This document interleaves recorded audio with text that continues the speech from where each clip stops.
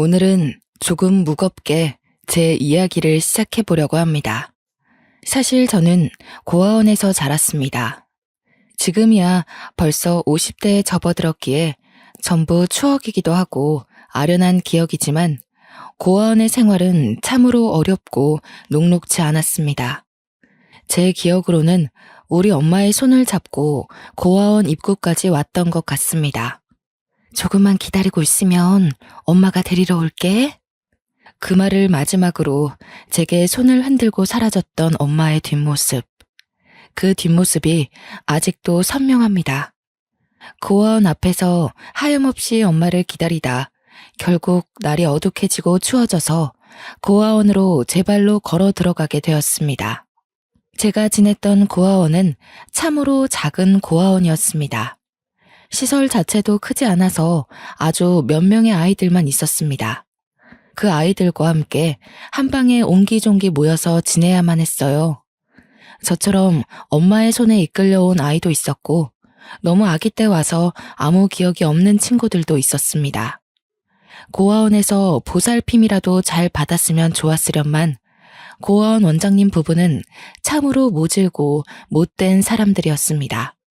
후원금에 눈이 멀어 항상 저와 친구들을 바깥으로 내몰았었습니다.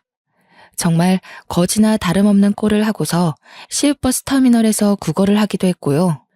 어떻게든 지역신문에 기사 한 줄 실리고자 노력해야 했습니다. 연말이 되면 후원금이 꽤 들어오거든요. 그 후원금을 노리고 고아원 아이들을 그 추운 겨울에 구멍난 외투, 솜이 다 빠진 외투를 입혀다가 길거리로 내몰았습니다. 종을 울리면서 한 번만 도와주세요를 외쳐야만 했어요. 장갑도 없어서 손을 입김으로 호호 불면서 말이죠.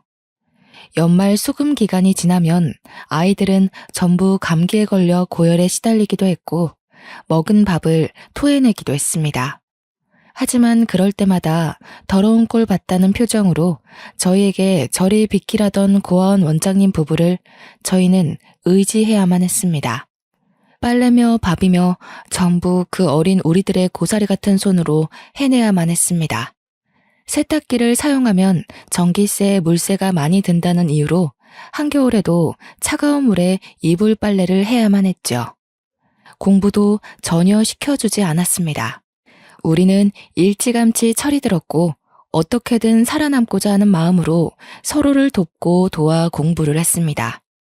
밤에 불을 켜면 전기세가 나오니 소등을 시켜버렸었는데 그럼 저희는 쓰다 남은 양초를 태워가며 책을 읽었습니다. 그래도 제가 공부머리는 꽤 있었는지 학교에서 치르는 시험들 성적이 좋았습니다. 제가 똑똑하다는 걸 알게 된 이후로 고아원 원장님 부부는 저를 이런저런 경시대회에 많이 내보냈습니다. 거기에서 입상이라도 하면 어떻게든 기자를 불러내서 기사 한 줄을 쓰게 했어요.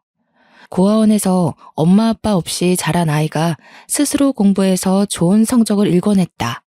이런 기사 한 줄이 후원금을 끌어당기기에 아주 좋은 소스였거든요. 고아원에서 고생하며 자란 우리 아이들이 이렇게나 똑똑하다. 하지만 후원이 없으니 빛을 내지 못한다고 언론 플레이를 해댔죠. 그때는 제가 중학교 2학년 때였습니다. 학교를 대표해서 꽤 큰 경시대회에 출전하게 되었고 거기서 은상이라는 상을 받게 되었습니다. 일부러 더 해진 옷을 입고 머리를 부스스하게 만든 다음 상장과 함께 사진을 찍었고 신문 한 켠에 작게 기사가 실리게 되었습니다. 그걸 본 자수성가 사업가 한 분이 우리 고아원을 전적으로 후원하기 시작했어요.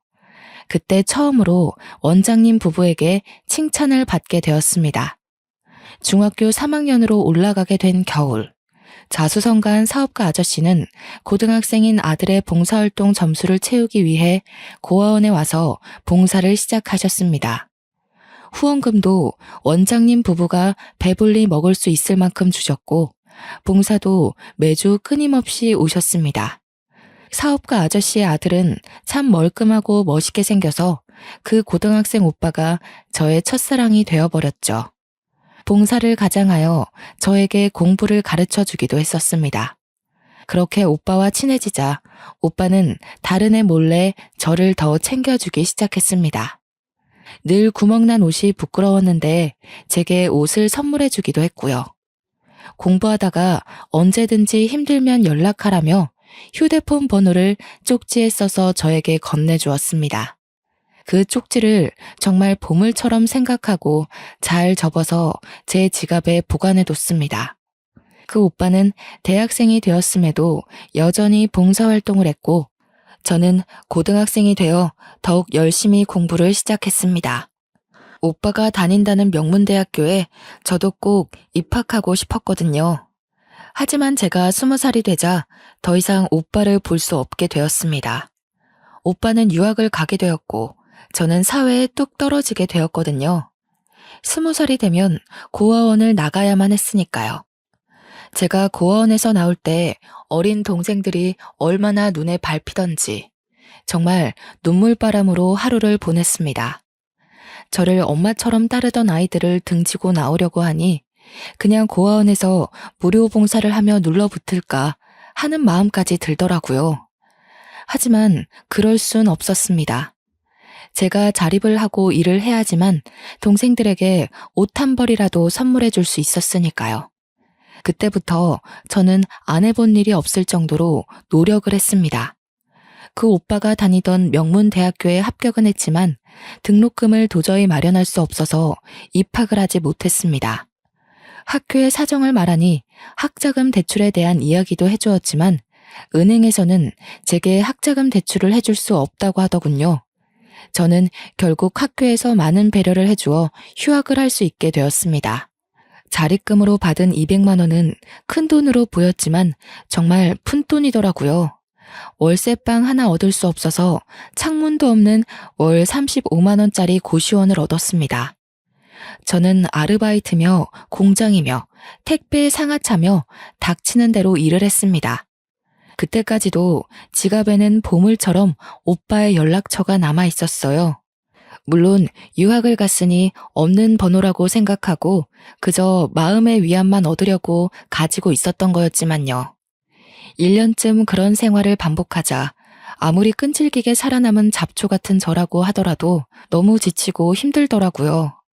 그래서 믿져야 본전이라는 생각으로 오빠의 연락처로 전화를 걸어보았습니다. 여보세요? 하는 소리가 들리는데 너무나도 익숙한 목소리더군요. 저는 아무 말도 하지 못하고 당황해서 하는 소리만 냈습니다. 그러자 오빠가 먼저 묻더라고요.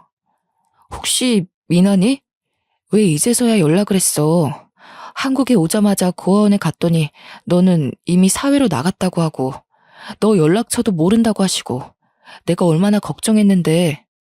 저는 그 따뜻한 말에 눈물을 쏟아내고 말았습니다.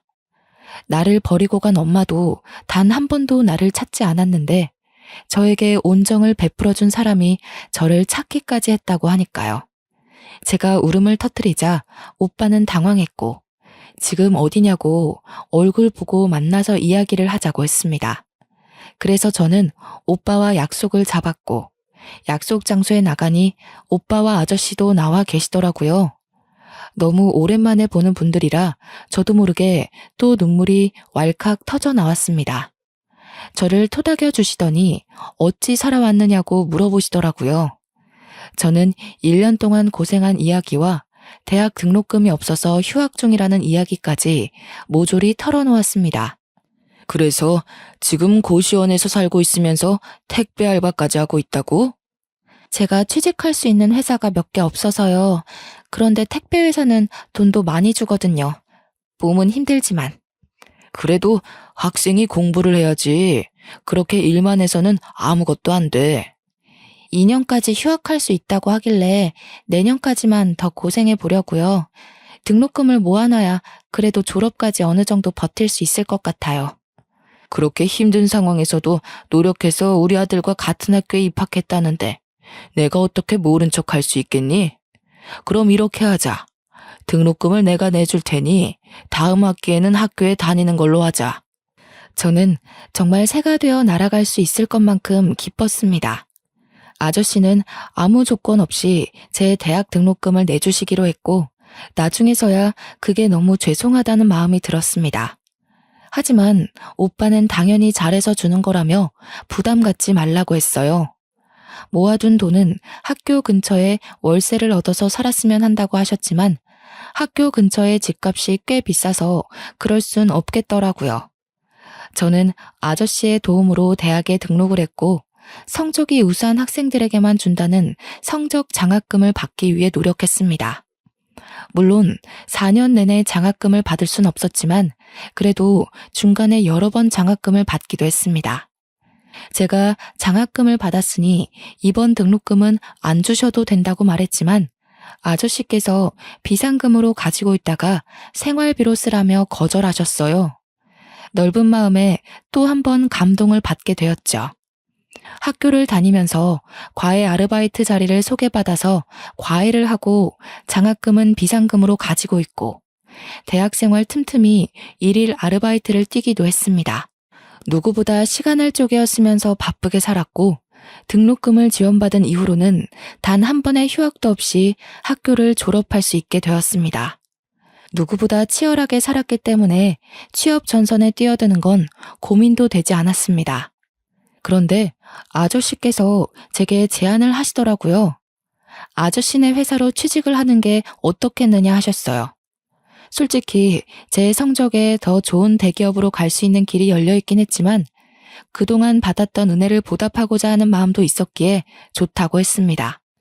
아저씨는 대단한 영재가 입사하게 되었다면서 좋아하셨어요. 그렇게 신입사원의 명함을 달고 첫 직장에 받은 월급이 200만 원이 조금 넘었습니다. 통장에 떡하니 월급이라고 찍힌 금액을 보니 감동이 물밀듯 흘러왔습니다. 저는 그 길로 고아원 동생들에게 간식과 옷을 조금 사서 보냈고 남은 돈으로는 아저씨와 오빠에게 줄 작은 선물을 샀습니다. 오빠는 그 선물을 받고 자기도 취업 선물로 준비한 게 있다면서 제게 질 좋은 코트를 한 벌 선물해 주었어요. 저는 그 옷을 평생 보물로 생각하기로 했습니다. 올이 나갈까, 보풀이 생길까, 아까워서 한 번도 입지 못하고 옷장에 고이 모셔놨죠. 저는 입사 2년 만에 고시원을 탈출해 원룸을 얻을 수 있었습니다. 삶의 여유가 조금 생기니 봉사활동도 다니기 시작했고요. 그런 저를 아저씨는 참 예쁘게 봐주셨고 오빠와의 사이도 돈독해졌습니다. 남몰래 짝사랑하고 있었기에 오빠의 말 한마디에 설레고 가슴이 아릴 때도 있었지만 참으로 행복했어요. 그러다가 오빠에게 고백을 받게 되었습니다. 어릴 때부터 저를 지켜보고 있었다면서 저도 같은 마음 아니냐고 묻더라고요. 집안 차이가 확실하게 있었기 때문에 숨긴다고 숨겨왔는데 다 알고 있었나 봐요. 저는 솔직하게 제 마음을 털어놓았고 그렇게 연애를 시작하게 되었습니다. 얼마 지나지 않아 아저씨도 저희가 사귄다는 걸 알게 되었고 평생 함께할 마음이 있냐고 물어보시길래 고개를 끄덕이니 그럼 결혼을 하는 건 어떻겠냐 하셨습니다. 저는 결혼까진 생각해 본 적 없었던 터라 많이 당황했어요. 왜냐면 오빠네 집은 번듯한 사업가의 집안이었고 저는 고아원에서 부모도 없이 자란 아이였으니까요. 결혼에 대한 이야기가 나오자 저는 은근히 기대되는 마음과 이래서는 안 된다는 마음이 공존했어요. 그런데 그때쯤 저에게 모르는 번호로 연락이 오기 시작했고 그 연락은 바로 오빠네 어머님이셨습니다. 한번 만났으면 좋겠다는 이야기에 저는 마음을 굳게 먹고 어머님을 만나러 갔습니다. 각설하고 나는 이 결혼 찬성하지 않아요. 이유는 잘 알고 있겠지? 제가 자리에 앉자마자 본론부터 말씀하시더라고요. 저는 이렇게 대놓고 말씀하실 줄 몰라서 꿀먹은 벙어리처럼 아무 말도 하지 못하고 멍하니 있었습니다. 우리 아들 내가 정말 금이야 오기야 키웠어. 절대로 부족함 없이 공부시켰고 유학까지 갔다 온 아이야. 그런데 고작 만난다는 기집애가 고아원에서 자란 출신도 모르는 여자라니 가당키나 해? 죄송합니다. 우리 남편도 참 생각이 없지. 사업한다는 양반이 대단한 며느리를 볼 생각은 안 하고 우리 집안 남자들이 마음을 굽힐 것 같지 않으니 그쪽이 먼저 정리해줬으면 좋겠는데. 하지만 저 정말 오빠를 사랑해요. 제가 사랑한다고 이야기하자 어머님께서는 이를 악물고 제 뺨을 치셨어요. 카페에 짝 소리가 울려 퍼지고 사람들의 이목이 집중되자 제 몸은 자연스레 움츠러들고 말았습니다. 순간 수치심과 억울함에 눈물이 줄줄 흐르더라고요. 부모 없이 자란 게 제가 원해서 된 일도 아니잖아요. 콩부머리는 꽤 똑똑하다고 들었는데 그래서 이렇게 미련스럽게 구는 건가? 우리 아들 잡아서 한몫 건져보려고? 내가 돈이라도 줘야 떨어져 나갈 거야? 돈 필요 없어요. 그냥 오빠를 너무 사랑해서. 돈도 필요 없다는 게 그렇게 대학 등록금까지 아득바득 챙겨갔니? 내가 불쌍한 애라고 도와준다길래 허락한 건데 며느리 자리까지 넘보는 건 선 넘었지. 저는 아무 말도 할 수 없었습니다. 따지고 보면 틀린 말도 아니었어요. 물론 오빠에 대한 저의 사랑은 순수한 거였지만 어머님께서 보시기엔 순수하지만은 않을 것 같았죠. 그날 그런 만남을 뒤로하고 집으로 돌아왔는데 예고도 없이 오빠가 집으로 찾아왔습니다. 오늘 우리 어머니 만났다면서 왜 말도 안 하고 그런 자리에 나갔어? 오빠의 반응을 보니 이미 어머니께서 반대하고 있다는 걸 알고 있는 눈치였습니다. 저만 모르고 있었다는 사실이 또 한 번 가슴을 후벼 파더라고요. 오빠 혼자서 얼마나 아등바등 노력했을까 하는 생각 때문에요. 내가 뒤집어 엎고 나왔어. 2번 다신 너한테 함부로 못하실 거야. 미안해. 이런 일을 겪게 해서. 제가 뺨을 맞았다는 것까지 알았는지 오빠는 제 얼굴을 문질러주며 꼭 결혼하자고 말해주었습니다. 어떤 반발심에서 나온 건지 모르겠지만 저는 고개를 끄덕였습니다. 그 뒤로부턴 일사천리였어요. 오빠는 어머님의 반대를 무릅쓰고 결혼 준비를 강행했고 시아버지가 될 아저씨도 제 편에 서주셨습니다. 결혼을 준비하는 동안 단 한 번도 시어머니의 모습을 볼 수 없었지만 그래도 행복했어요. 고아원에서 자라 제대로 된 가족도 없이 자랐는데 결혼만 하면 온전한 제 가족이 생긴다는 느낌을 받았기 때문이었습니다. 결국 시어머니와는 대화 한 번 하지 못한 채 결혼을 하게 되었습니다. 식장에서 손을 잡아줄 아버지가 계시지 않았기 때문에 남편의 손을 잡고 버진로드를 걸었어요. 혼주석이 텅 비어 있었지만 남편이 제 옆에 서 있다는 것만으로도 마음이 든든했습니다. 그렇게 어영부영 마련한 신혼집에 들어가 신혼생활을 시작한 지 얼마 되지 않아 악재가 겹치기 시작했습니다. 시아버지께서 갑자기 쓰러지신 거예요. 뇌혈관에 문제가 생겼다고 들었는데 정확한 병명은 잘 모르겠더라고요. 그렇게 몇 주간 의식을 찾지 못하셔서 제가 옆에서 꾸준히 병간호를 했어요. 시어머니께서는 저를 계속 불편해하고 계셨기 때문에 마주치지 않으려고 애를 써야 했습니다. 지극정성으로 간호를 했지만 시아버지께서는 결국 정신을 차리지 못하시고 하늘의 별이 되어야만 했어요. 그때 저는 정말 정신이 없었습니다. 남편도 시어머니도 혼이 쏙 빠지게 눈물만 흘리고 있었고요. 저는 정말 시아버지가 아니었으면 지금까지 택배 일이나 하며 고되게 살았을 거란 생각이 들어 너무 슬펐어요. 저를 이렇게 아끼고 사랑해 주시고 결국 가족으로까지 받아주셨는데 앞으로 행복하게 오래오래 살고 싶었는데 한순간의 병으로 이렇게 무기력하게 세상을 떠나시다니 제 마음을 얼마나 슬펐겠어요.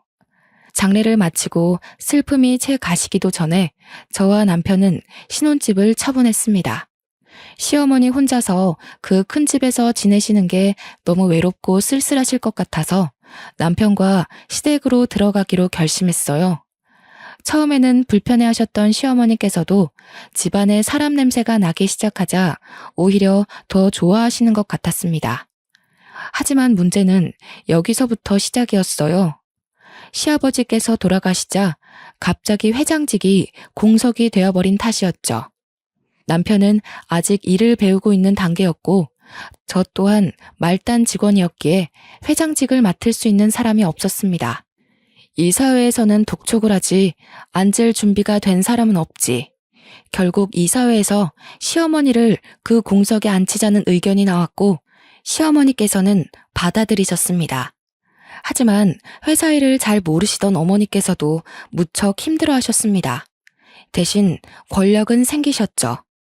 시어머니의 도장 없이는 아무것도 할 수 없는 회사가 되었거든요. 남편은 그때부터 경영직 자리를 맡기 위해 누구보다 열심히 일을 해야 했습니다. 그때마다 시어머니의 채찍질도 따라왔고요. 남편은 지쳐가고 그런 남편을 보는 저 또한 지쳐갔습니다. 권력의 재미를 맛본 시어머니께서만 신이 나셨죠. 그때부터였을까요? 시어머니께서는 슬슬 집안 살림에도 참견을 하기 시작하셨습니다. 사람 냄새가 나서 좋다고 하셨는데 이제는 일만 하느라 집안 살림을 돌보지 않는다며 저를 구박하기 시작하셨어요. 세상에, 이불 빨래는 언제 하고 안 한 거니? 2주 전에 했어요, 어머님. 2주나 됐단 말이야? 이번 주말에는 이불이랑 커튼도 좀 빨아라. 커튼은 이번 환절기 때 이미 빨았는데. 너 집안에 먼지가 얼마나 많은지 몰라서 그러니? 이런 식으로 살림하는 여자가 어디 있어?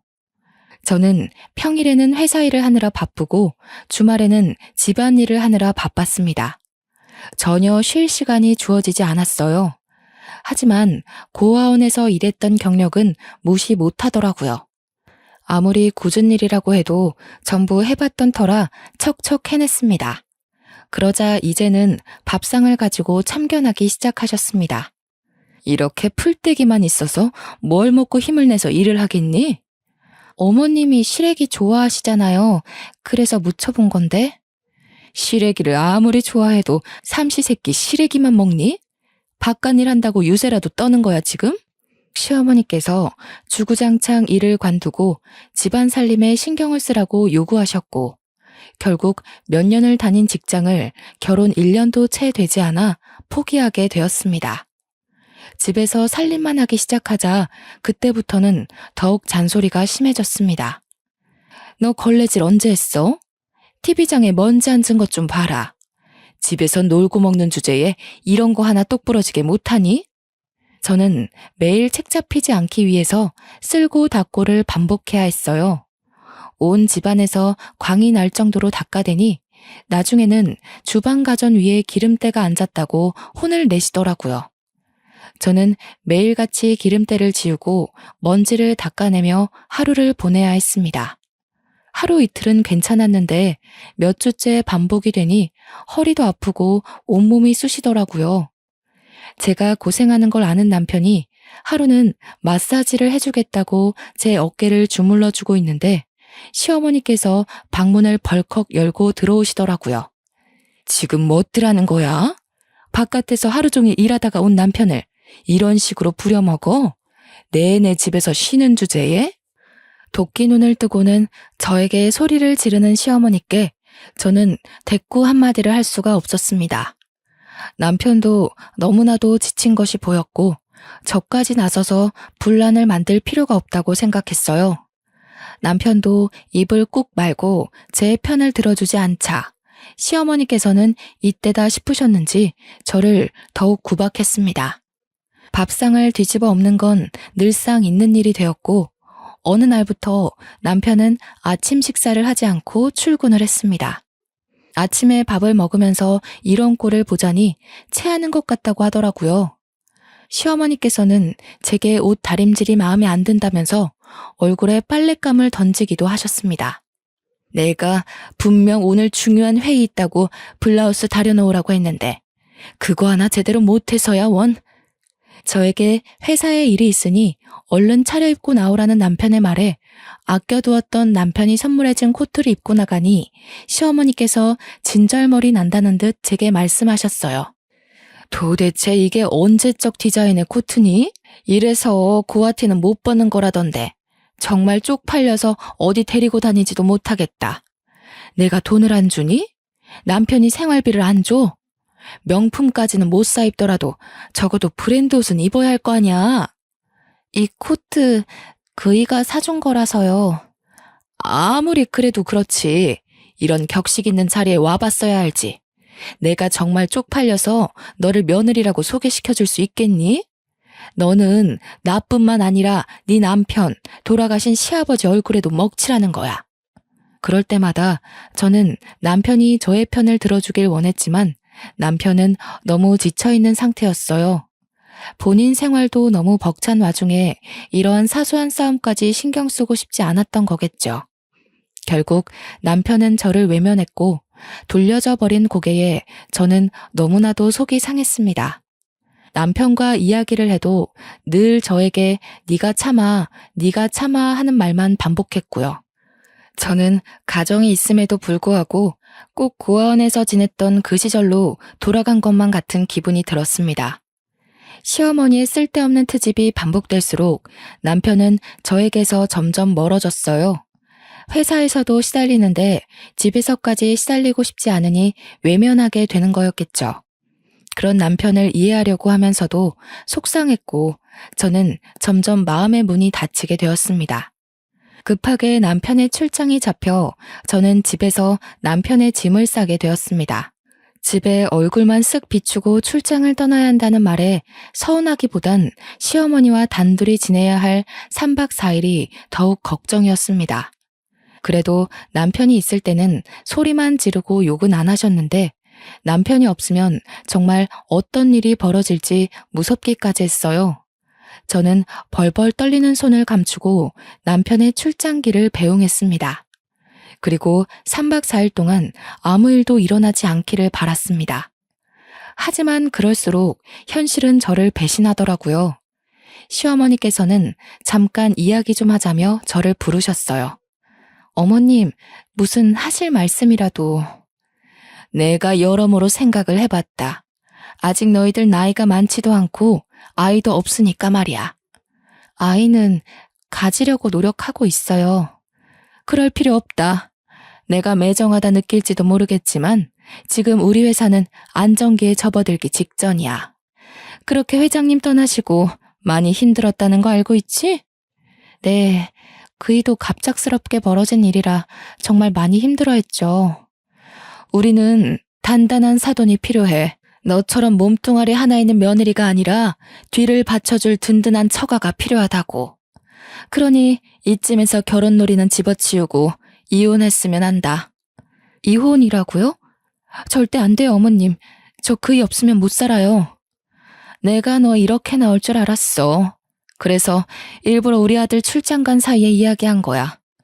위자료는 섭섭지 않게 챙겨줄 테니 여기에 도장 찍고 나가라. 갑자기 이러시는 게 어딨어요. 저 그동안 잘해왔잖아요, 어머님. 너 고생한 거야 내가 모르겠니?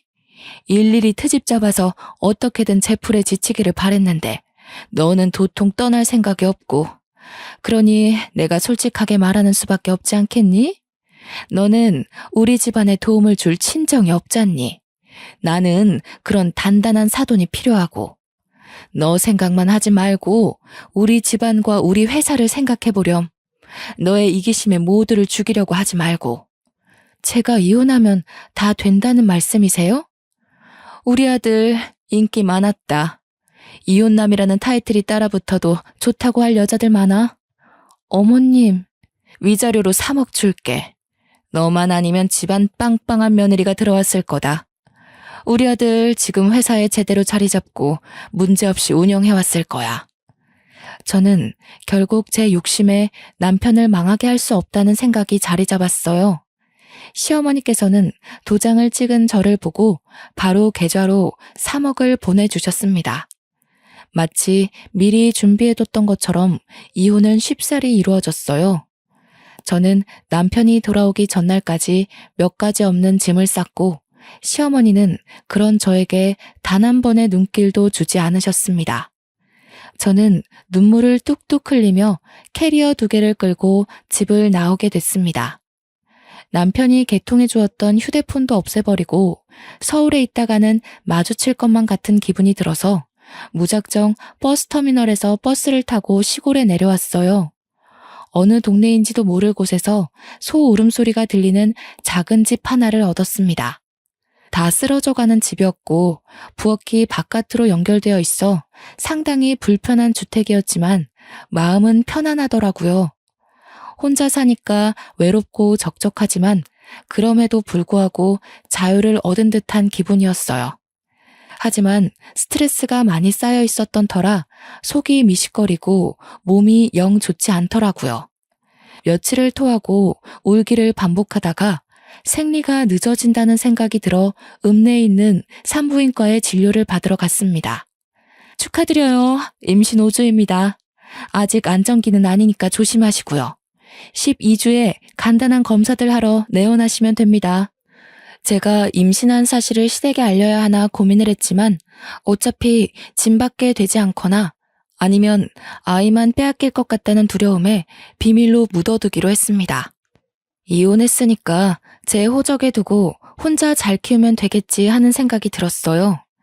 아이까지 빼앗기면 저는 정말 삶의 이유를 찾을 수 없을 것 같았거든요. 가족을 버리니 제 핏줄이 닿는 가족이 생겼습니다. 그것만으로도 제 삶을 이어갈 이유가 충분했어요. 그렇게 만삭의 몸이 될 때까지 제 마음의 여유를 찾는 일에 몰두했습니다. 홀로 산부인과에서 진통을 겪고 꼬박 이틀 만에 아이가 세상 밖으로 나왔을 때 저는 눈물을 줄줄 흘렸습니다. 탯줄을 자를 아이의 아버지가 없다는 게 참으로 슬펐어요. 혼자의 몸으로 아이를 키운다는 것이 겁이 났지만 그래도 시어머니께서 제게 주신 3억이 있으니 크게 걱정하지 않기로 했습니다. 아이가 어느 정도 클 때까지 저는 그 돈을 아껴 쓰며 버텼습니다. 시골집이라고 해봐야 전세 7천만 원 정도였던 터라 3억 중 남은 돈이 꽤 되었지만 아이에게 드는 돈이 무시 못할 정도더라고요.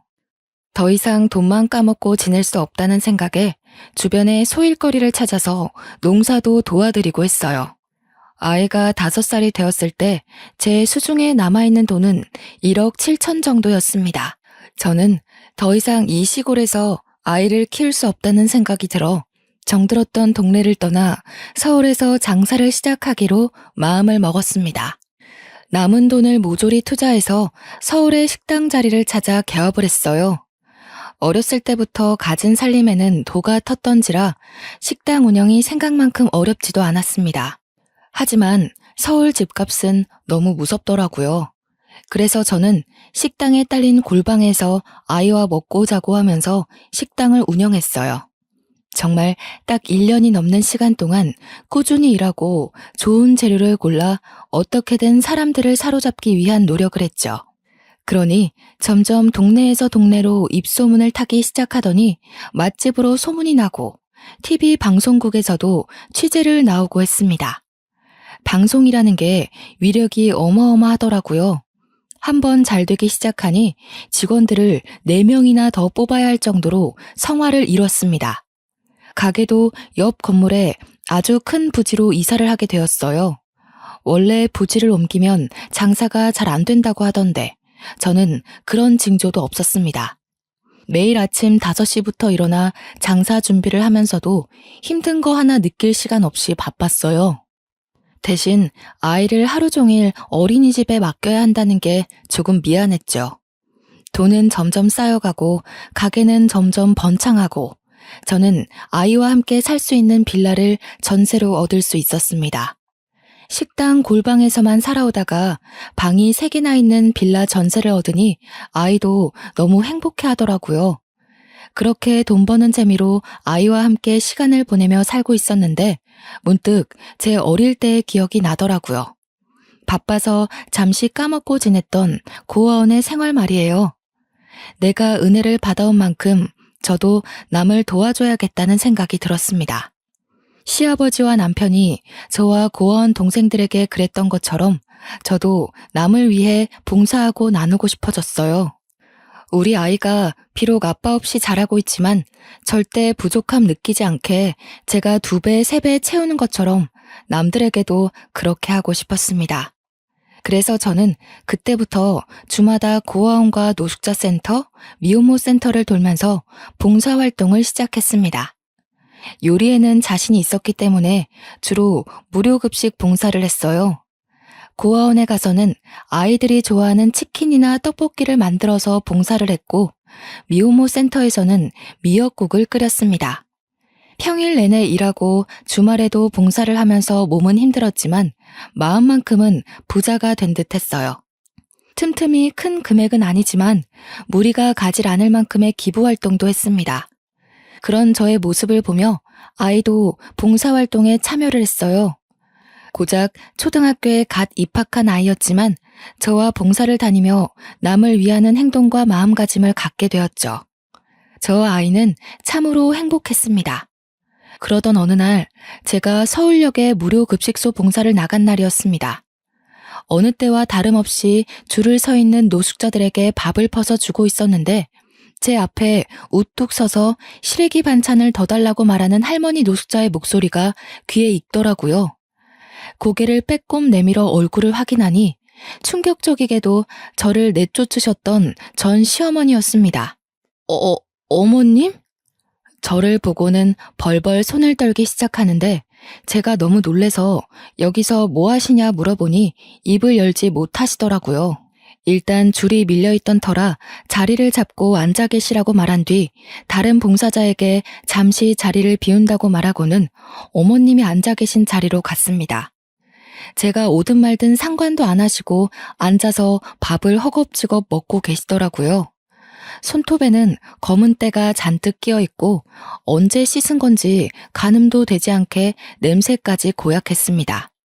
식사를 마칠 때까지 기다리니 그제서야 얼굴을 들어 제 얼굴을 보고는 눈물을 흘리시더군요. 여기서 뭐 하세요? 왜 이런 모습으로? 내가 천벌을 받은 게지. 천벌을 받은 게야. 그때부터 울면서 이야기를 시작하시는데 저는 정말 상상도 못했던 일들을 겪으셨더라고요. 그날 네가 짐 싸들고 나간 날 너를 그렇게 보내는 게 아니었는데 다음 날 아들이 집에 오자마자 너를 찾더구나. 나는 이혼 서류를 보여주고 네가 이것만 남기고 집을 떠났다고 했어. 처음에는 전혀 믿질 않더구나. 너에게 전화를 걸었는데 없는 번호로 나오니까 그때부터 애가 실성한 사람처럼 너를 찾기 시작하는데 네가 살았던 고아원에서 몇 날 며칠을 밤을 새우고 돌아오기도 하고 너를 찾겠다고 전국을 이잡듯이 뒤지더라. 근데 어디로 숨었는지 아주 꼭꼭 잘도 숨었대. 혹시라도 마주치면 마음이 바뀔까봐 시골에 집을 얻어 죽은 듯이 살았어요. 그래, 그랬겠지. 내가 오죽 모질게 굴었니. 그 뒤로 우리 아들은 술독에 빠져 살았단다.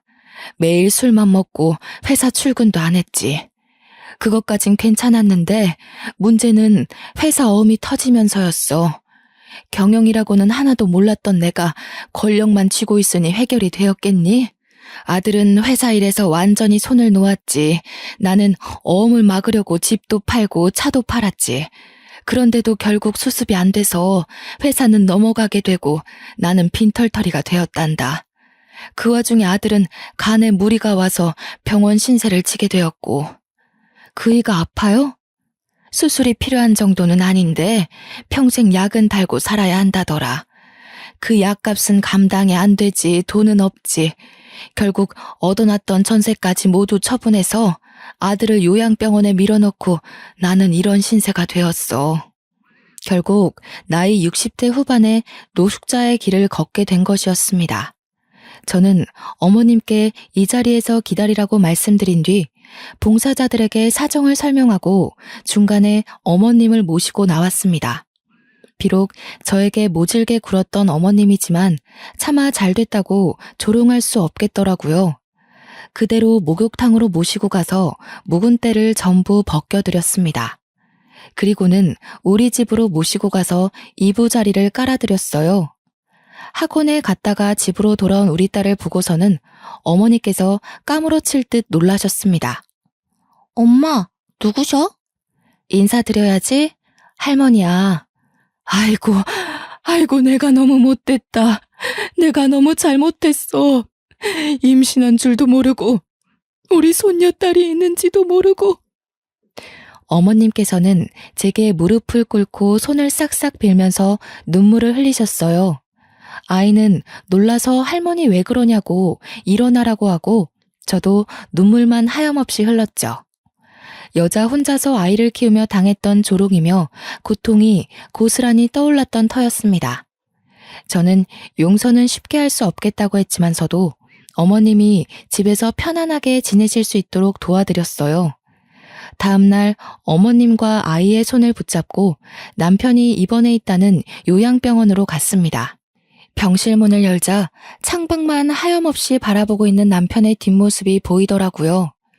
뒷모습이 너무나도 쓸쓸했지만 오랜 시간 사랑했던 그 오빠의 모습 그대로를 간직하고 있었습니다.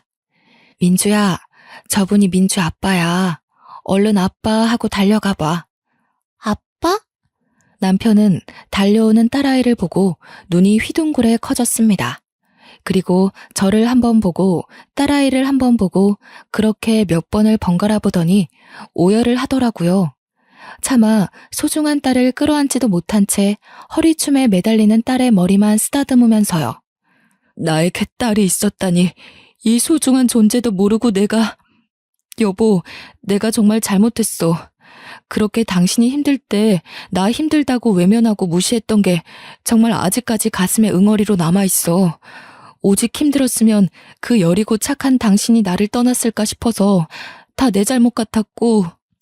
눈물을 줄줄 흘리면서 저에게 미안하다고 가까이 와달라고 손짓을 하는데 시어머니께서 슬쩍 제 등을 떠미시더라고요. 그렇게 한 걸음 한 걸음 다가가는데 시야가 뿌옇게 변했습니다. 저도 모르는 사이에 눈물이 흐르고 있었던 거예요. 제가 우니 아이도 울고 남편 시어머니 할 것 없이 눈물바다를 이뤘습니다. 한참을 울고 해진을 돌던 의사의 말을 들어보니 치료는 꾸준히 해야 하나 수술할 정도는 아니라고 하시더라고요. 재산을 전부 처분했던 터라 오갈 곳 없는 남편과 시어머니를 저희 집으로 모시게 되었습니다. 남편도 집이 없어서 요양병원에 입원했던 거였기에 통원 치료를 약속하고는 집으로 돌아왔어요. 시어머니께서는 다음 날부터 저를 도와 식당에 출근을 시작하셨습니다. 저는 몇 번이고 고된 일이라며 말렸지만 일을 하시겠다며 빚을 갚겠다는 어머님을 말릴 수가 없었어요. 남편은 꾸준한 통원 치료와 본인의 의지로 지금까지 탈없이 잘 이겨내고 있습니다. 아직 몸은 많이 약해져 있지만 충분히 이겨낼 수 있을 거라고 믿고 있어요. 지금은 딸아이와 온 가족이 함께 행복하게 살고 있습니다. 돌고 돌았지만 결국 한 가족이 되었습니다. 앞으로는 찢어지지 않고 영원히 함께 할 거예요. 길었던 제 인생 이야기 들어주셔서 감사합니다.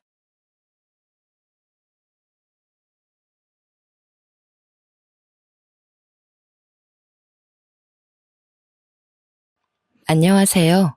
저는 억울한 결혼 생활을 마치고 제 3의 인생을 계획 중인 40대 이혼녀입니다. 제 3의 인생이라니 조금 의아한 분들도 계시겠지요. 말 그대로 처녀의 삶을 거쳐 한 남자의 아내의 삶을 지나 풋풋한 새 만남을 이어가고 있다고 설명해드리고 싶네요. 결혼을 하는 건 더 행복하기 위해서 그간의 삶을 청산하고 새의 삶을 꾸미는 일이지 않습니까? 그런데 제 삶의 삶이 왔다는 건 당연히 제 2의 인생을 못 살았기 때문에 그 다음의 미래를 계획했다고 볼 수 있겠죠. 맞습니다. 저는 결혼을 해서 실패했고 그 흔한 이혼 가정 이야기를 들려드리고 싶어 사연을 찾게 되었습니다.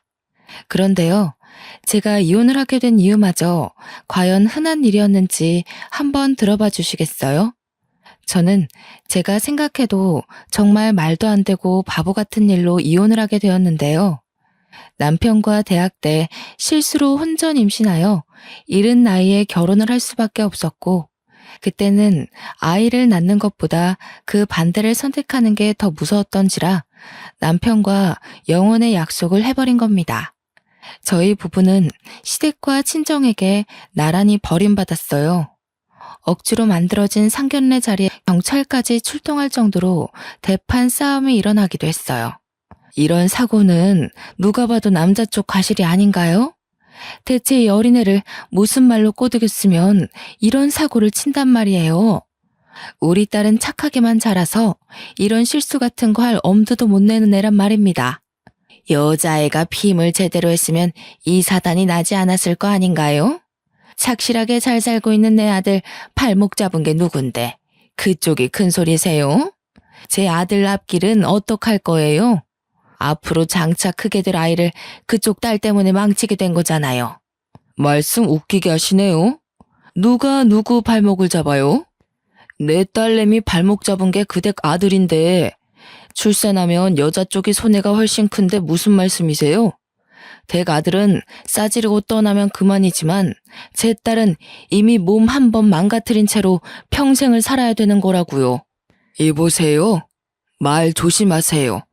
어쩜 그리 말씀을 교양 없게 하세요? 아, 이제 보니까 딱 알겠네요. 이런 집안에서 자랐으니 댁딸이 발랑 까진 거지요.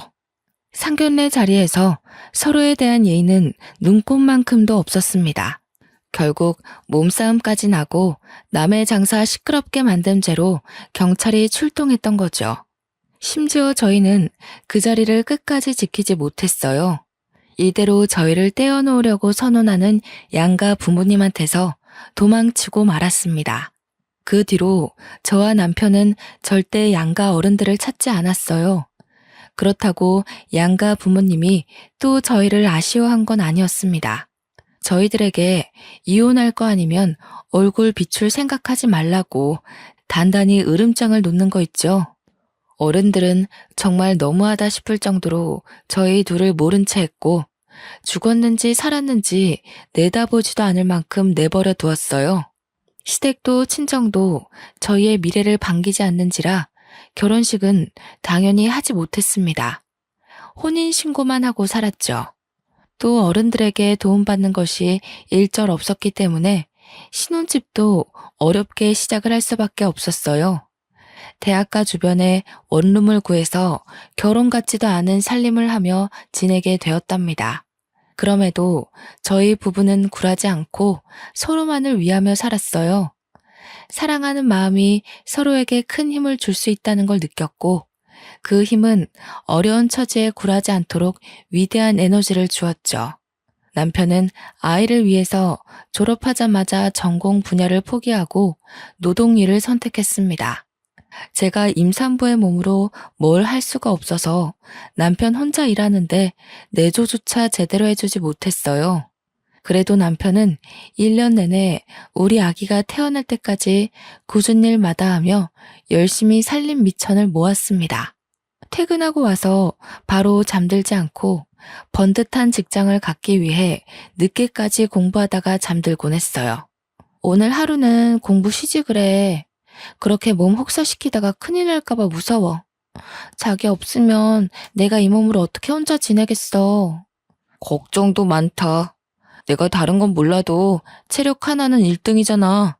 그리고 한 살이라도 어릴 때 시작해야 취업에 유리하단 말이야. 내 몸 내가 잘 챙길 테니까 당신은 아이 걱정만 해. 참, 이번에 산부인과 방문해야 되지?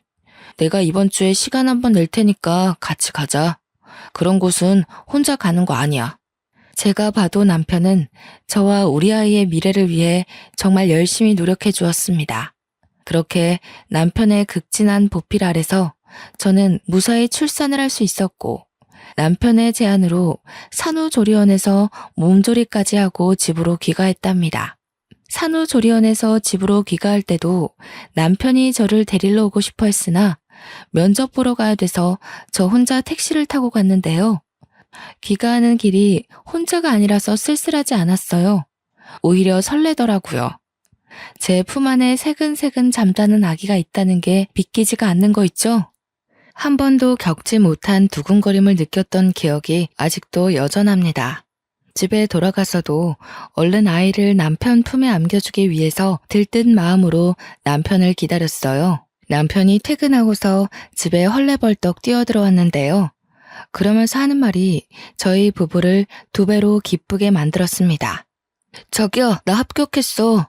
신입 중에선 내가 제일 나이가 많아서 당연히 떨어질 거라고 생각했거든. 근데 나 그 자리에서 바로 합격고지 받았어. 나더러 다음 주부터 바로 출근해달래. 우리 이제 먹고 살 걱정은 끝났어. 이대로 승진만 하면 가난 벗어나는 건 한순간이야. 그렇게 노력하더니 남편이 원하는 회사에 덜컥 합격을 해버렸다고 하는 거 있죠? 아이와 함께 집에 돌아온 것도 기쁜데 남편까지 취업 성공이라니. 경사가 더해져서 저와 남편 그리고 아기까지 다 함께 방 한가운데서 부둥켜 안고 방방 뛰었습니다. 그러다 남편이 저보고 아기 조심하라고 시겁하는 바람에 엄청 까르르 웃어댔죠. 비록 양가 부모님께 매정한 대우를 받으며 버려졌지만 저희는 나름대로 순탄한 살림을 꾸려가고 있었습니다. 아이는 하루하루 나날이 자랐는데요. 어쩜 그렇게 쑥쑥 커가는지 생명이라는 게 참 신기하더라고요.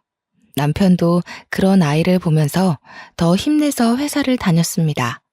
그런데 어느 순간부터 남편 표정이 어두워지더라고요.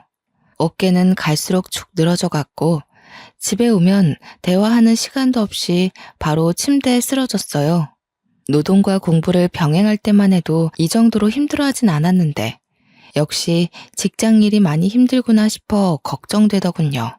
그래서 저는 최선을 다해 제가 할 수 있는 내조를 하고자 노력했습니다. 자기야, 양말은 벗고 자야지. 안 씻을 거야? 피곤하면 발만이라도 씻고 자. 애 있는데 밖에 나갔다 온 사람이 안 씻으면 어떡해. 최대한 신경 거슬리지 않게 물었으나 남편은 벌써 잠들었는지 대답이 없었어요. 고름거리는 숨소리가 난 후에야 남편이 깊은 잠에 들었다는 걸 눈치챘죠. 결국 저는 남편 옷을 편하게 벗겨주고 양말도 벗긴 뒤 물수건을 만들어와 남편 발을 닦아주었습니다. 저도 아이만 조금 더 컸다면 같이 일을 해서 살림의 보탬이 될 수 있을 텐데 아이가 남달리 쑥쑥 크고 있다지만 아직까지는 너무 어리기 때문에 어쩔 수 없이 남편만 고생해야 되는 게 늘 미안했어요. 저렇게 힘들어하는데 지금 하는 일을 길게 이어할 수 있으려나. 중간에 그만두고 이직하겠다고 하면 어쩌지? 염려되기도 했는데요. 아이까지 있는 마당에 이직은 조심하는 게 좋잖아요. 그래서 제가 할 수 있었던 건 더더욱 남편 심기 건드리지 않고 조용히 사는 거였어요. 그런데 말입니다. 아니나 다를까 남편이 한날 집에 와서 하는 말에 정말 기절초풍할 뻔했습니다. 남편이 친구와 함께 창업을 하기로 했다면서 사업 계획을 저한테 들려주는 거 아닙니까? 신이 나서 흥분한 채 얘기를 해주는데 누가 보면 복권이라도 당첨된 줄 알았죠. 자기야, 그런 건 돈 있는 사람들이나 하는 거 아니야? 우리 형편에 무슨 사업이야. 아직 애가 유치원도 안 갔는데 사업하다 밥줄 끊기면 애는 어떻게 키워. 자기가 바깥일을 잘 몰라서 그래. 돈이 없으니까 돈벼락 터트리려고 하는 게 사업이지. 요즘 대출 없이 사업 시작하는 사람 없어. 우리 형편만 할 때 다 사업 기반 쌓는다고. 당시 제가 사업이란 걸 잘 몰랐던 거 맞아요. 제 주변에 친구들도 월급쟁이만 있었지 사업하는 사람은 없었으니까요. 뭘 잘 모르니까 대꾸를 못하고 있었는데 남편이 연이어 하는 말에 이건 좀 아니지 않나 싶었어요. 대출은 친구가 받는다고 해서 내가 매달 친구한테 돈을 붙여줘야 돼.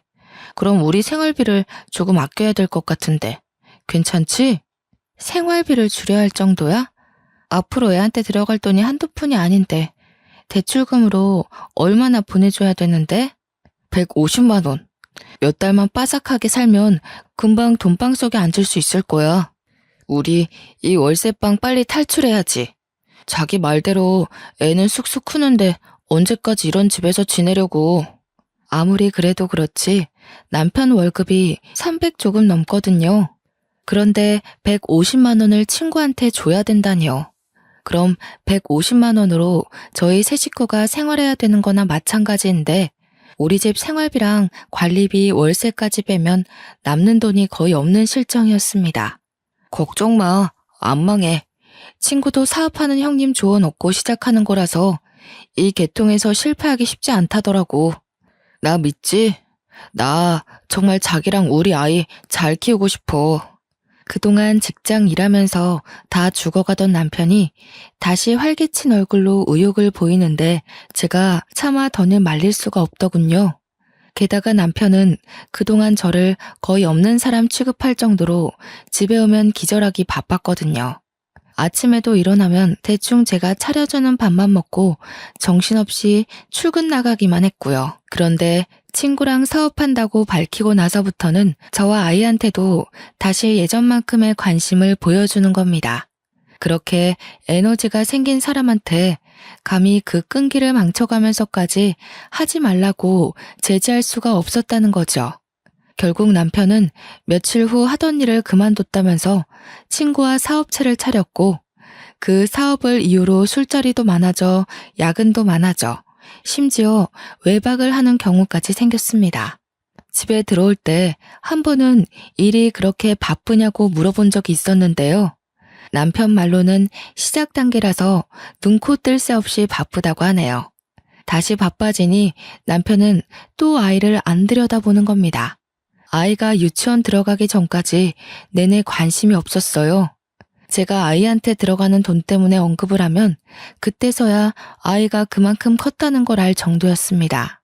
남편이 사업을 시작한다고 한 때가 아이가 기어다닐 때였는데 그런 아이가 유치원 입학을 앞둘 때까지도 남편은 사업에 성공하지 못했고 저희 식구는 계속 150만 원의 돈으로 생계를 꾸렸어요. 그렇다 보니 남편은 여전히 바빴고요. 안 들어오는 날만 갈수록 많아졌죠. 한 번은 남편이 야근으로 늦는다는 말을 했을 때 아이가 경기를 일으켜서 급히 병원을 찾았는데요. 아이가 잘못될까봐 너무 무서워서 떨리는 마음으로 남편한테 전화를 했는데 몇 번을 해도 안 받는 겁니다. 결국 그 무서운 순간을 저 혼자 다 해결하고 나서야 남편한테 전화가 오더라고요. 저는 너무 놀라고 겁났던 순간을 회상하면서 남편한테 원망 섞인 화를 표출했어요. 도대체 왜 이렇게 전화를 안 받아? 내가 얼마나 무서웠는지 알아? 지금 지웅이 병원에 있다고. 뭐가 얼마나 바쁘길래 내 전화를 안 받을 수가 있어? 지웅이한테 무슨 일 생긴 거야? 병원이라니 애가 어디가 안 좋길래. 아니다. 내가 지금 그리 갈 테니까 병원 주소 불러봐. 남편은 그제서야 병원에 찾아왔는데 경기 때문이라는 말을 해주니 긴장했던 몸에 축 힘을 빼면서 느닷없는 대답을 하더군요. 난 또 뭐라고. 애들이면 대부분 다 겪는 일이잖아. 그게 무슨 큰일이라고 바쁜데 전화라고 난리야. 넌 엄마라는 사람이 육아에 대해서 그런 정보도 공부 안 했어? 뭐? 애가 눈이 뒤집어지고 몸이 빳빳하게 굳는 게 그게 별일 아니라고? 나 정말 우리 애 어떻게 되는 줄 알고 얼마나 놀라는지 알아? 당신은 그 정도로밖에 말 못해. 당신도 지웅이 부모잖아. 의사 선생님이 늦게 대처하면 큰일이 될 수도 있다고 하셨어. 아이 걱정은 저만 한다는 생각에 기가 막혔지만 한편으로는 남편 말대로 정말 제가 엄마 자격이 없나 우려가 되기도 했습니다. 아이가 발에 링거를 꽂고 누워있는 걸 보는데 기분이 너무 울적하고 슬펐습니다. 남편 말대로 제 탓이 맞는 것도 같았습니다. 남편은 사업으로 바쁜데 저는 육아한다고 집에만 있는 사람이잖아요. 제가 아이한테 더 신경 쓸 수밖에 없는 여건인데 너무 놀란 나머지 저도 모르게 남편에게 책임을 나누려 했나 봐요. 그렇잖아도 혼자 자책하고 있던 찰나에 남편한테 위로받고 싶어 더 크게 화를 내버린 거죠. 그런데 남편이 제 탓이 맞다고 확실하게 말해주니 제가 자책을 안 할 수 있었겠습니까? 그래서 그날 이후 저는 아이에 대한 정보를 TV나 비디오를 통해 공부해 나갔어요. 아이를 업고 외출을 하여 도서관에서 책을 빌려오기도 했죠. 덕분에 저는 아이를 좀 더 건강하게 케어할 수 있었습니다. 그러나 정작 문제를 일으킨 건 우리 아이가 아니라 바로 남편이었는데요. 아이가 유치원을 들어가게 될 무렵 남편이 일을 늦게 끝내고 와서 새벽에 하는 말이 정말 어처구니가 없었어요. 다짜고짜 저를 앉혀두고 이혼을 하자고 하는 게 아니겠습니까? 우리 사이에 이혼을 할 만큼 별다른 문제가 있었던 것도 아니고 서로 얼굴 못 보는 날이 많기도 했으나 남편이 집에 온 날 다툰 적도 그다지 없었어요. 그런데 이혼이라뇨. 지금 뭐라고 했어? 뭐? 이혼? 내가 당신한테 뭐 크게 잘못했어? 갑자기 그게 무슨 말이야? 우리 애가 이제 유치원을 들어가. 그런데 이혼이라니 대체 왜? 진정하고 진짜 이혼이 아니라 가짜로 이혼하는 척을 하자는 거야. 사업하는 유부남들이 종종 이렇게 해. 하는 사업이 좀 힘들어지면 쓰는 방법이거든. 도대체 얼마나 큰일이길래 아무리 일이 안 돌아간다고 하더라도 이혼을 하는 법이 어딨어. 정말 사업이 그런 거야? 나는 도무지 이해가 안 돼. 내가 하는 일이 좀 안 풀리고 있어서 그래.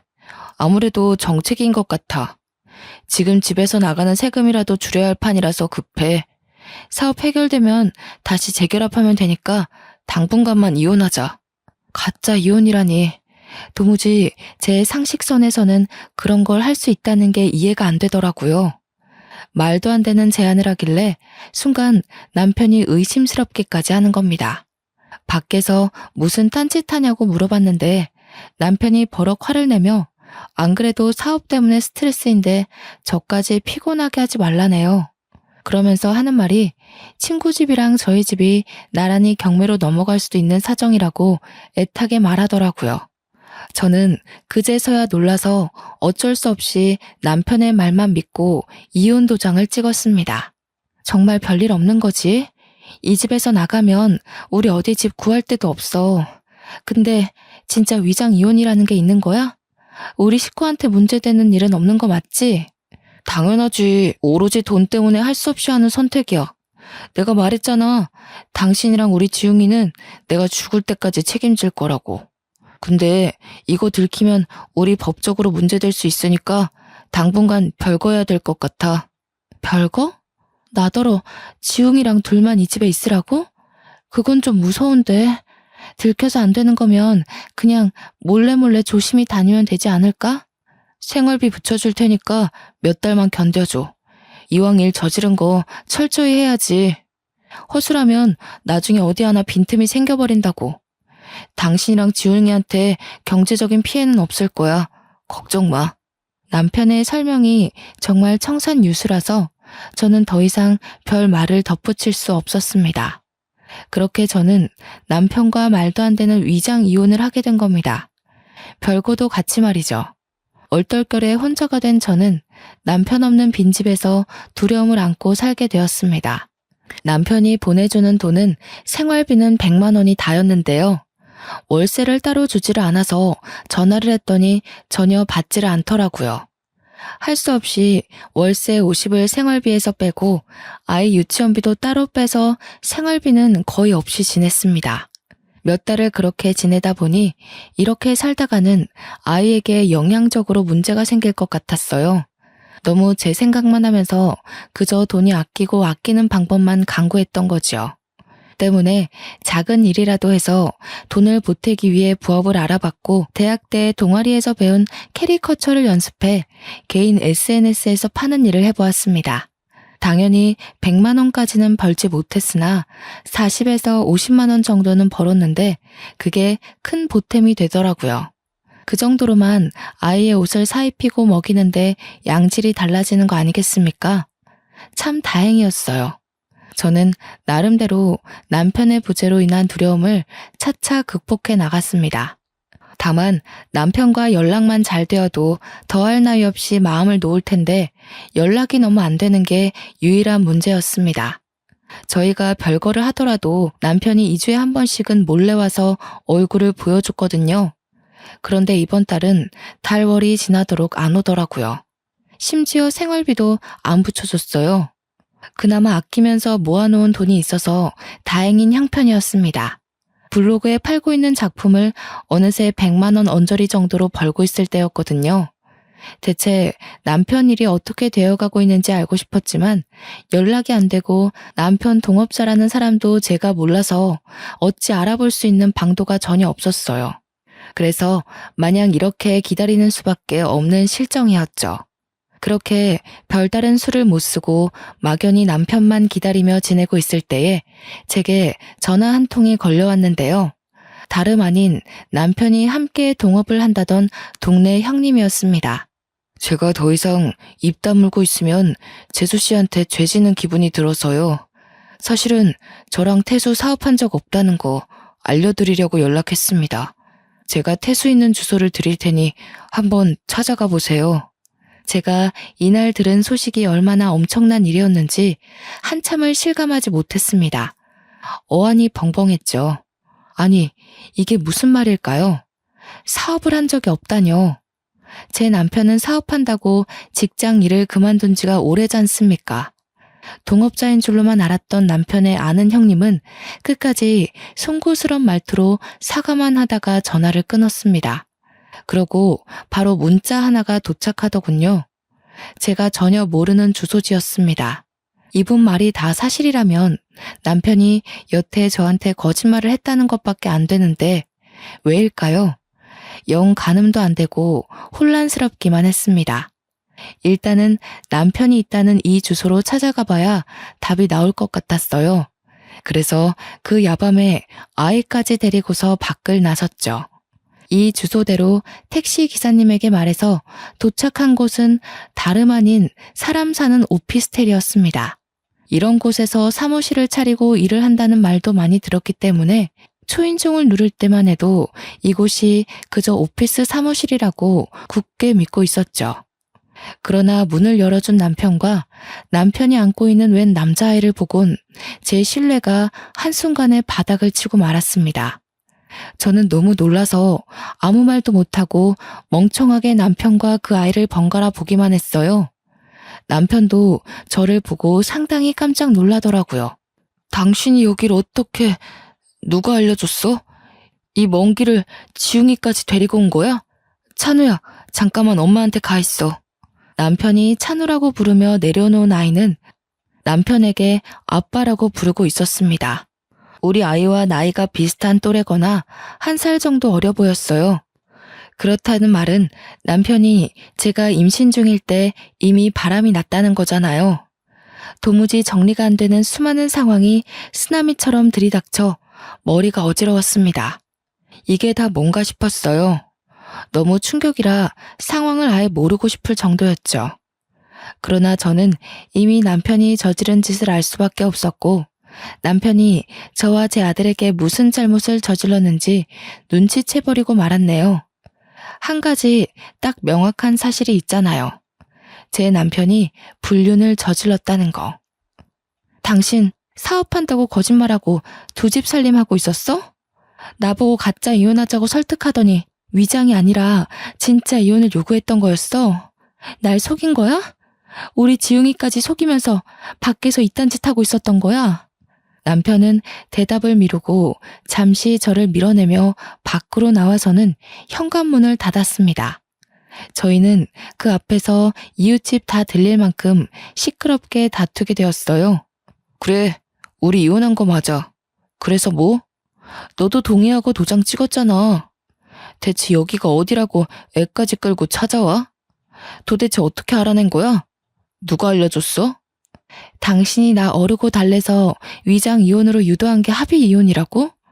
나는 그런 줄도 모르고 어떻게 나한테 이럴 수가 있어. 이건 사기고 협박이야. 아, 그렇다는 증거 있어? 우리 이혼 과정에 사기가 있었다는 증거가 있냐고. 이쯤 되면 알아서 눈치채야 되는 거 아니냐? 미련하게 몇 년 동안 생활비 받아가면서 나를 기다린 네가 바보인 거야. 너도 네 아들도 그냥 버림받은 거라고. 설마 사실은 알고 있었으면서 일부러 생활비 받으려고 모른 척했던 건 아니지? 소름 끼치는 남편의 이면에 저는 결국 참지 못하고 남편의 귀싸대기를 날렸습니다. 실내에서 마찰 소리가 강하게 울렸는데요. 소음을 신경 쓸 새도 없었고 아이가 보고 있다는 생각도 못했어요. 한 대로 모자라 한 대 더 때리고 또 때렸더니 남편이 제게 욕을 하면서 강하게 밀쳐버리더라고요. 건장한 남자가 미는 힘에 사정없이 바닥으로 벌러덩 넘어진 저를 제 아들이 다가와 안기면서 울기 시작했습니다. 이혼인 줄 알았으면 다시는 찾아오지 마. 나 이제 구질구질하게 살고 싶지 않아. 네가 시댁에서 왜 버림받았는 줄 알아? 없는 집 자식이라 그런 거야. 지금 내 와이프는 나랑 같은 회사의 팀장이거든. 우리 엄마 아빠가 아주 어화동동하더라고. 너와는 차원이 다른 여자야. 들어보니 남편은 일을 그만둔 것도 아니었어요. 다 상간녀의 입김이었죠. 제게 들어가는 생활비가 아까워서 그마저도 끊게 만든 거더군요. 상간녀는 이미 제 남편에게 아내와 자식이 있는 걸 알면서도 이 같은 짓에 동참을 했다는 거예요. 배신감에 또 배신감이 차올랐지만 당장 제가 남편에게 손찌검하는 것 말고는 할 수 있는 게 없었습니다. 망연자실한 마음으로 저는 아들을 안고서 그 자리에서 한참을 울었어요. 남편은 매정하게 집으로 들어가서는 다신 나오지 않았고요. 남편이 안으로 들어가 버리니까 제 울음소리를 듣고 주변에 마음 좋은 이웃분들이 슬쩍 나와 보시더라고요. 제가 아이를 부둥켜 안고 있으니 걱정해주면서 경찰을 불러줄까 하고 물어보기도 하셨어요. 그 고마운 손길들을 사양하고 저는 마음을 추슬러 아이와 함께 집으로 돌아왔죠. 앞으로 어떻게 해야 할지 멍하기만 하더군요. 그때 처음으로 세상이 무너진다는 게 어떤 기분일지 조금은 공감이 되었습니다. 막막했어요. 당연히 남편과 함께하는 미래만 그려왔고 제 인생 계획에서 남편이 없었던 적은 없었으니까요. 이 큰일을 어떻게 해결해야 할까? 해결은 될까? 나 혼자서 할 수 있을까? 한참 생각으로 멍해 있던 차에 제 기운을 차리게 해준 건 다름 아닌 제 아들이었습니다. 지용이가 엄마 하면서 품에 잡고 파고들어 나름 정신을 차린 거였죠. 제 삶은 대부분 지용이를 위한 삶이었는데 비록 남편이 없다지만 지용이를 생각해서라도 마냥 슬퍼하고만 있을 순 없겠더라고요.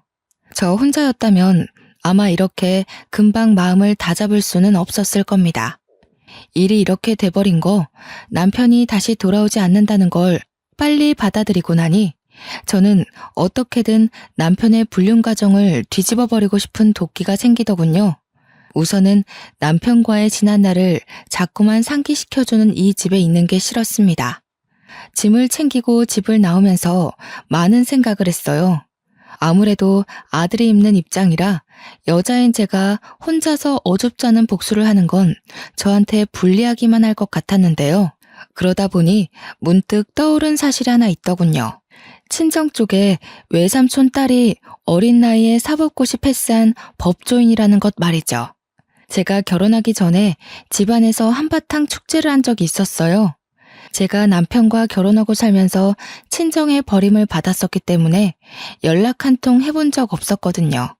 오로지 아들 하나만 위하고자 생각하며 이번 일로 욕먹을 각오를 하고 전화를 걸었습니다. 거 잘 됐다. 그렇지 않아도 그놈 어떻게 떼어내야 되나 내내 그 생각만 하면서 살았는데 너는 보는 눈이 없어도 너무 없었어. 그놈 딱 봐도 관상이 바람필 상이더라. 그 벌레 같은 놈 잘 떼었다. 아이고 속 시원해라. 바로 고소해버리면 돼 딸. 다른 건 걱정하지 마. 엄마 미안해.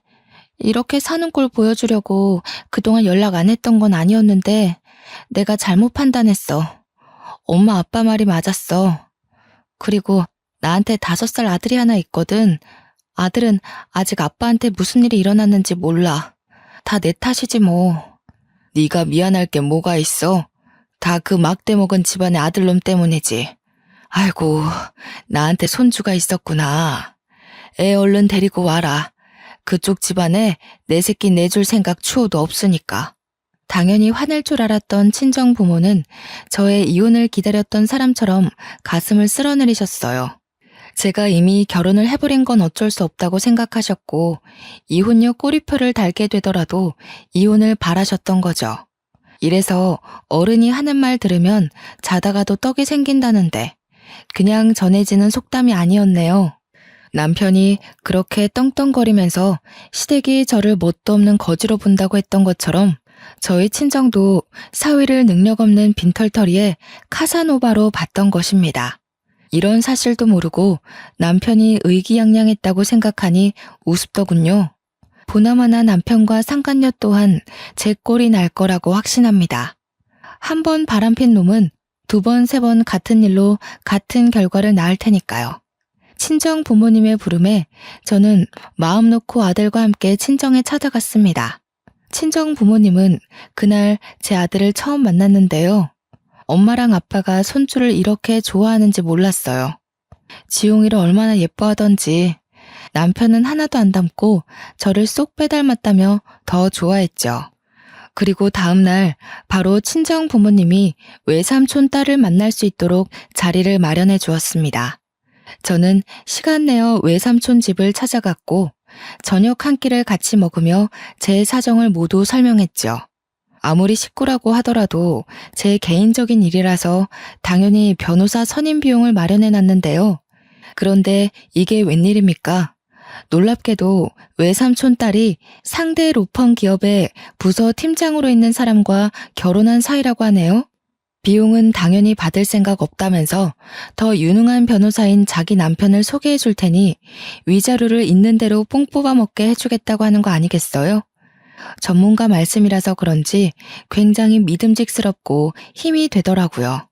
덕분에 저는 돈 한 푼 안 들이고 최고 변호사를 등에 업게 된 거죠. 사촌의 남편은 역시 능력이 출중한 변호사라 그런지 일 처리 능률이 남달랐습니다. 위장 이혼이었다는 정황은 밝히기가 어려울 수 있으나 상간녀 소송이 가능하고 시댁에서 모든 사실을 알고 있음에도 방조한 책임은 거액의 벌금으로 판결 내릴 수 있으며 남편의 두 집 살림 부정행위가 특히 위자료를 최대치로 올릴 수 있는 수단이 될 거라네요. 아마 이걸 밝히는 과정에서 잘만 파고든다면 위장 이혼 사실을 끌어낼 가능성도 없지 않다고 했습니다. 이 같은 판례가 3년 전에 위자료 1억을 받은 적이 있다면서 저보고도 충분히 가능하다고 했죠. 심지어 지금은 그 사이에 법이 보다 더 냉철하게 개정되어 더한 위자료를 뜯어낼 수도 있다고 해요. 그러니까 아이 지용이에 대한 미래는 전혀 걱정하지 말라고 확신을 주었습니다. 너무 감사하고 큰 힘이 되었죠. 덕분에 저는 1억에 가까운 위자료를 받고 소송을 마무리했습니다. 남편이 전화가 와서 욕을 많이 했어요. 제가 차곡차곡 준비를 해서 소송을 한 거라 빈틈이 없었기에 급하게 변호사를 선임했던 남편에겐 당연히 갑작스런 상황이었을 수 있겠죠. 그 일로 상간녀와도 크게 다투었다고 들었습니다. 남편과 통화를 하던 도중 옆에 상간녀가 함께 있었는지 저를 내버려 두고 둘이서 다투는 소리를 들은 적이 있는데요. 네가 생활비 끊으라는 말만 안 했어도 얘가 소송하는 일은 없었어. 그러게 내가 돈 부분은 시간 두고 차차 해결하자고 했지. 네가 서두르는 바람에 이 모양이 된 거 아니야. 뭐라고? 당신 지금 내 탓하는 거야? 당신도 그 여자한테 들어가는 돈 아까워했잖아. 이제 와서 소송당하니까 왜 딴 말해? 지금 그게 아들 듣는 앞에서 할 소리야? 그래서 나랑 살림 차린 거 후회하는 거냐고. 네가 행동 거지를 똑바로 했으면 내가 이러겠냐고. 너 때문에 우리 집이 망한 거나 다름없어. 당장 처가 식구들한테 돈 달라 그래. 내 돈 빠져나간 거 네가 다 해결하라고. 그날 둘이 한참이나 언성 높이면서 싸우더라고요. 중간에 아이가 우는 소리까지 들렸는데 남편이 그 아이한테도 조용히 하라며 소리를 치는 거 아니겠습니까? 안 그래도 머리 아파 죽겠는데 찬호 입 좀 막아봐. 우는 꼴 보기 싫으니까 데리고 나가던가. 정신없어. 누굴 닮아서 저렇게 목청이 큰 거야? 당신 미쳤어? 당신 아들한테 그게 무슨 막말이야. 왜 우리 찬우한테 애먼 욕을 하냐고. 나가려면 당신이 나가. 여기 내 집이야. 오, 그래. 내가 나갈게. 집구석 한번 잘 돌아간다. 내가 여기서 나가면 너랑도 끝인 줄 알아. 네가 어디 나 없이 혼자 애 키울 수 있을 것 같아? 내가 너 회사에 다 소문낼 거야. 내 가정 망친 불륜녀라고. 둘은 거액이 나가는 바람에 서로 굉장히 예민해진 듯 했습니다. 원래부터 시댁이 잘 사는 집이 아니었거든요. 그냥 외동 남편 하나 먹여 살릴 수 있는 정도의 평범한 가정이었어요. 그래서 시댁이 돈 많은 집안의 며느리를 원했고 그 조건에 상간녀가 부합했다는데 결국 그 상간녀랑 저렇게 되는 바람에 그나마 있는 돈까지 털려버린 꼴이 된 거죠. 시댁은 억대의 재산이 통장에 찍힌 걸 본 적도 없는 사람들이에요. 그런 사정에서 제게 큰 위자료를 주는 바람에 빚까지 지게 된 겁니다. 한 번은 결혼 생활 내내 전화라곤 온 적이 없던 시댁에서 이혼하고 나니까 연락이 왔더라고요. 안 받으려다가 너무 끈질기게 연락이 와서 한 번 받았더니 아쉬운 소리를 하대요. 지웅애미야, 우리가 결혼 반대했을 때 상처 많이 받았지? 이 늙은 사람들이 뭘 알고 그랬겠니? 지난 날은 용서해주면 안 될까? 내가 보니까 너만한 며느리가 없더라고. 재원이가 어디서 이상한 여자를 데려와서는 집안을 빈털터리로 만들어버렸다. 그만 돌아와주면 안 되겠니? 죄송한데요. 이미 저랑 재원 씨 관계는 종결났어요. 그리고 아쉬운 마음에 이제야 용서 얘기를 하시는 것 같은데요. 여자도 여자지만 재원 씨가 그 집을 빈털터리로 만든 거예요.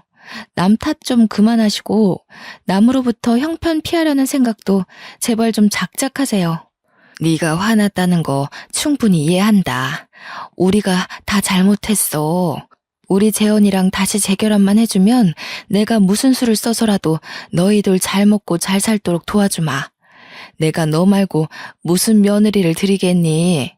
이봐요. 저랑 상견례 이후로 얼굴 본 적도 없지 않아요? 언제 봤다고 자꾸 며느리래요? 그리고 흙탕물인 줄 알면서 그걸 한 번 더 밟는 사람들이 어디에 있답니까? 제 번호 재현 씨가 알려준 것 같은데 재현 씨가 대신 저 붙잡아 달라고 했나 보죠? 똑똑히 말씀드릴게요. 아줌마 아들 최악이니까 다신 엮이는 일 없게 해달라고 하세요. 전화를 끊기 전 시모가 자기 분에 못 이겨 소리를 쳤는데 옆에서 전 남편이 시모를 말리는 소리가 들리더군요. 여보, 우리 엄마 말고 나랑 얘기 좀 해. 한 번만 만나주라. 아니, 나한테 한 번만 기회를 줘. 내가 잘할게. 당신만 돌아와 준다고 약속하면 그 여자 내가 당장 처리할 수 있어. 예전에는 남편이 이렇게 절절매는 마음으로 부탁한 것들이 정말 진심으로 와닿았는데 역시 사람은 아는 것만큼 보인다고 이젠 그저 가식으로만 보이더라고요. 시댁에서 어떻게든 저를 꼬드겨서 그 빚을 청산해 보려고 하는 것 같은데 제가 한 번 당하지 두 번 당하겠습니까? 철저히 무시해 주었네요. 그리고는 한동안 그쪽에서 연락이 없더라고요. 좀 잠잠해진 기회를 빌어 제게 최고 은인이자 식구인 로펌 팀장님께 그러니까 제 외사촌과 외사촌 남편분께 감사 인사를 전하러 찾아간 적이 있었는데요. 그 자리에서 오히려 제게 같은 팀장 직급의 지인 변호사 한 분을 소개해 주더라고요. 그분도 돌싱인데 아이가 없는 착실한 남자라고 합니다. 부인이 바람나서 이혼했다고 했어요. 당장 남자를 만날 생각은 없지만 저를 도와준 두 분께 감사하여 우선 만남의 자리에 응답을 했는데요. 남자분이 생각보다 괜찮았고 특히 우리 지웅이를 너무 좋아해 주더라고요. 아이를 되게 잘 돌보시네요. 아이 기른 적이 없다고 들었는데 능숙하신 것 같아요. 저희 지웅이가 낯을 많이 가리는데 이렇게 초면에 남의 무릎에 앉아있는 건 처음 봐요. 그런가요? 제가 아이를 참 좋아하거든요. 어쩜 이렇게 예쁜 아이들이 있을 수 있는지. 미순 씨랑 정말 똑 닮았어요. 아이랑 언제 한번 놀이공간에 놀러 가고 싶은데 될까요? 당연히 미순 씨랑 같이요. 이성 간의 만남에 전혀 기대가 없었던 저는 남성분의 따뜻한 배려와 씀씀이를 보고 일단은 이런 가벼운 관계로 더 만나볼 예정이었어요. 참, 제가 온라인에다가 작품을 만들어서 팔고 있다고 했잖아요. 원래 100만 원 내외로만 수익이 났었는데 꾸준히 하다 보니까 요즘 입소문을 타서 제법 돈이 되는 거 있죠? 그 돈은 오로지 자유적금으로 모으고 있어요. 워낙 위자료가 많아서 삶은 이미 풍족했거든요. 이렇게 모은 적금은 나중에 지웅이 장가갈 때 줘야겠다고 생각하며 여유롭게 저축하는 중입니다. 한참 어렵게 생활하던 때가 생생히 기억나는데 어느새 적금만 1,000만 원 넘게 하고 있을 정도로 여유로운 삶을 누리게 되었네요. 역시 사람 앞날은 가늠할 수 없나 봅니다. 그간 겪은 정신없는 세월이 벌써 2년째 지나고 있어요. 지웅이도 이제 초등학교 입학을 앞두고 있고요. 당연히 소개받은 변호사분도 만남을 계속 유지 중입니다. 인생이 잘 풀리니 세상이 이렇게나 아름다운 거였더라고요. 어쩌나 하루하루 살아가는 게 재밌는지 몰라요. 짧은 인생에서 단번에 성공하는 결혼 생활을 하지 못한 게 후회되었으나 그 가슴 아픈 미천 덕분에 제가 이만큼의 윤택한 삶을 누리게 된 거 아닌가 하는 생각이 들어서 더 이상 미련두지 않기로 했습니다. 저는 제가 인생을 몇 회차 번복하더라도 행복한 결말로 마무리가 될 수 있다면 실패한 인생이라 생각지 않아요. 다들 무너졌다고 앞날이 끝난 것처럼 절망하지 않으셨으면 좋겠어요. 나만 다시 일어설 수 있다면 얼마든지 행복할 수 있는 기회는 열려 있답니다. 여러분을 기다리고 있는 그 행복의 길을 포기하지 않으셨으면 좋겠네요. 제 사연 어떠셨나요?